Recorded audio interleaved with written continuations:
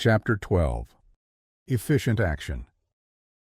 You must use your thought as directed in previous chapters, and begin to do what you can do where you are, and you must do all that you can do where you are. You can advance only by being larger than your present place, and no man is larger than his present place, who leaves undone any of the work pertaining to that place. The world is advanced only by those who more than fill their present places. If no man quite filled his present place, you can see that there must be a going backward in everything.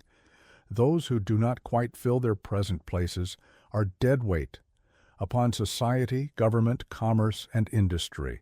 They must be carried along by others at a great expense. The progress of the world is retarded only by those who do not fill the places they are holding. They belong to a former age and a lower stage or plane of life, and their tendency is toward degeneration. No society could advance if every man was smaller than his place. Social evolution is guided by the law of physical and mental evolution. In the animal world, evolution is caused by excess of life. When an organism has more life than can be expressed in the functions of its own plane, it develops the organs of a higher plane, and a new species is originated. There never would have been new species had there not been organisms which more than filled their places. The law is exactly the same for you. Your getting rich depends upon your applying this principle to your own affairs. Every day is either a successful day or a day of failure, and it is the successful days which get you what you want. If every day is a failure, you can never get rich, while if every day is a success, you cannot fail to get rich. If there is something that may be done today, and you do not do it, you have failed insofar as that thing is concerned, and the consequences may be more disastrous than you imagine. You cannot foresee the results of even the most trivial act. You do not know the workings of all the forces that have been set moving in your behalf. Much may be depending on your doing some simple act. It may be the very thing which is to open the door of opportunity to very great possibilities. You can never know all the combinations which supreme intelligence is making for you in the world of things and of human affairs. Your neglect or failure to do some small thing may cause a long delay in getting what you want. Do, every day, all that can be done that day. There is, however, a limitation or qualification of the above that you must take into account. You are not to overwork nor to rush blindly into your business in the effort to do the greatest possible number of things in the shortest possible time. You are not to try to do tomorrow's work today, nor to do a week's work in a day. It is really not the number of things you do, but the efficiency of each separate action that counts. Every act is in itself either a success or a failure. Every act is in itself either effective or inefficient. Every inefficient act is a failure, and if you spend your life in doing inefficient acts, your whole life will be a failure. The more things you do, the worse for you, if all your acts are inefficient ones.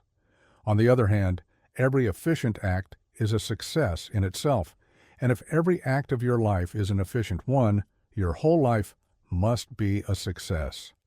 The cause of failure is doing too many things in an inefficient manner and not doing enough things in an efficient manner.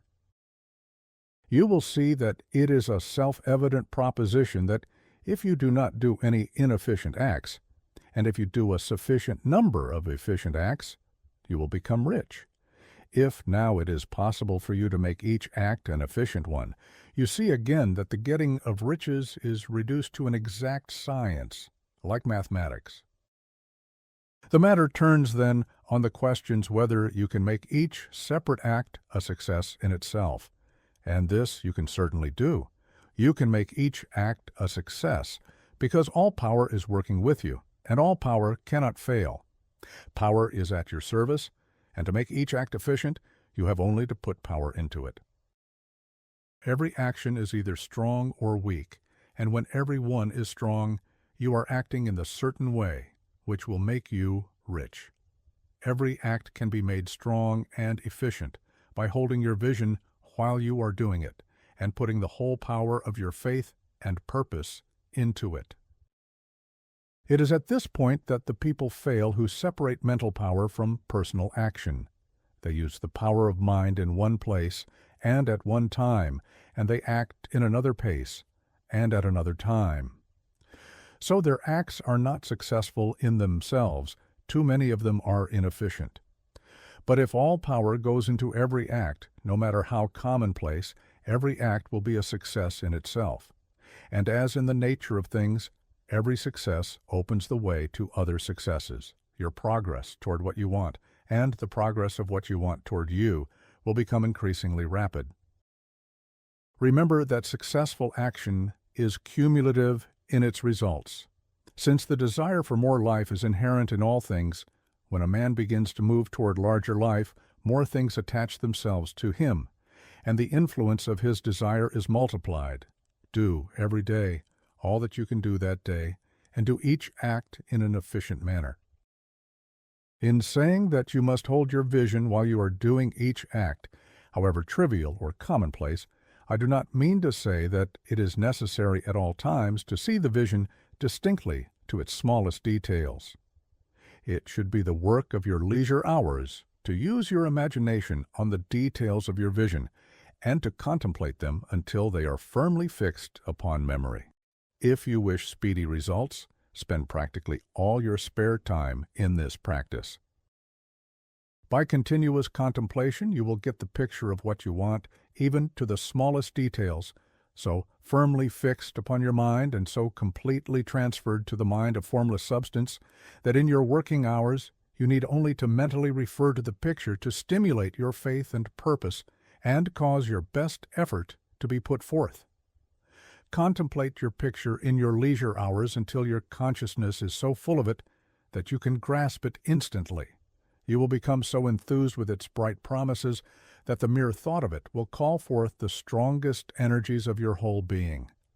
Let us again repeat our syllabus, and by slightly changing the closing statements, bring it to the point we have now reached.